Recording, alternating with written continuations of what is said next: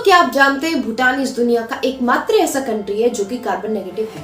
अब आप सोच रहे होंगे कार्बन नेगेटिव क्या होता है, तो चलिए मैं आपको बताती हूँ कि कार्बन नेगेटिव होता क्या है। दोस्तों, ट्रांसपोर्ट हो, इलेक्ट्रिसिटी जनरेशन हो या फिर चीजों का प्रोडक्शन, जैसे प्लास्टिक की फैक्ट्री, सीमेंट की फैक्ट्री या कपड़े बनाने की फैक्ट्री, इन सभी में से कार्बन प्रोड्यूस होता है। हालांकि हमारी धरती पे पेड़ पौधे हैं कार्बन डाइऑक्साइड को एब्जॉर्ब करने के लिए, लेकिन बढ़ता हुआ डिफोरेस्टेशन यानी कि पेड़ों की कटाई इतनी ज्यादा हो चुकी है कि ये जो कार्बन साइकिल है ये इम्बैलेंस हो चुकी है। मतलब कि कार्बन प्रोड्यूस तो बहुत मात्रा में हो रहा है लेकिन एब्जॉर्ब बहुत कम मात्रा में हो पा रहा है। ये कारण है कि ये कार्बन साइकिल जो है ये इम्बैलेंस हो चुकी है। अब जैसा कि आप जानते होंगे कि बक्सवा के जंगल काटे जा रहे हैं, वो भी एक डायमंड माइन की वजह से। अब दोस्तों, जैसा कि मैंने आपको बताया कि ट्रांसपोर्ट हो, इलेक्ट्रिसिटी जनरेशन हो या फिर चीजों का प्रोडक्शन, इन सभी चीजों की वजह से कार्बन डाइऑक्साइड प्रोड्यूस होती है जो कि एक ग्रीन हाउस गैस है। यही कारण है कि ग्लोबल वार्मिंग इतनी बढ़ती जा रही है आज के दिन में। जहां दोस्तों सारे देश मिलकर अपने आप को कार्बन न्यूट्रल बनाने में लगे हुए हैं, वहीं पे भूटान ने अपने आप को कार्बन नेगेटिव बना के दिखाया है। मतलब कि जितना कार्बन वो प्रोड्यूस करता है उससे ज्यादा वो एब्जॉर्ब कर रहा है। रिपोर्ट्स की माने तो भूटान एक साल के अंदर 7 million ton of carbon absorb कर लेता है और प्रोड्यूस करता है केवल 2 मिलियन टन ऑफ कार्बन। लेकिन अब आप सोच रहे होंगे कि भूटान ने ये सब किया कैसे। तो दोस्तों, भूटान के चौथे किंग का मानना था कि ग्रॉस नेशनल प्रोडक्ट से ज्यादा इंपॉर्टेंट होता है ग्रॉस नेशनल हैप्पीनेस, और तभी से वहाँ के जितने भी डेवलपमेंट से रिलेटेड फैसले लिए जाते हैं वो ग्रॉस नेशनल हैप्पीनेस को ध्यान में रखते हुए लिए जाते हैं। इसके लिए भूटान ने कई सारे स्टेप्स भी उठाए हैं। इन स्टेप्स में से सबसे इम्पोर्टेंट है फॉरेस्ट कवर।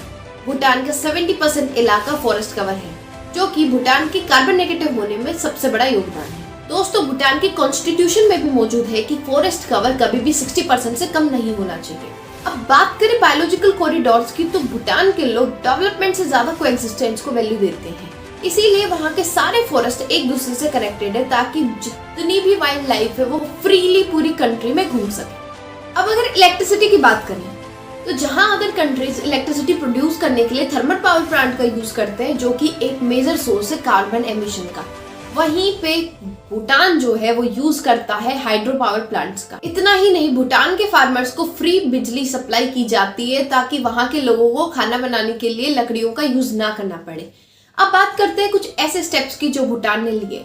भूटान में 2016 में प्रिंस के बर्थ पे वहां के लोगों ने मिलकर लगभग 1.25 लाख पेड़ लगाए, और यही नहीं, 2015 के अंदर वहां के लोगों ने 1 घंटे के अंदर 49,672 पेड़ लगाए। इसके लिए उनका नाम Guinness book of world record के अंदर भी दर्ज किया गया। दुनिया की one of the smallest economy होने के बावजूद भी वहां की गवर्नमेंट सस्टेनेबल रिसोर्सेज को प्रमोट करती है, जैसे कि इलेक्ट्रिक व्हीकल्स हो गए, एलईडी लाइट्स हो गई या सोलर पैनल्स हो गए।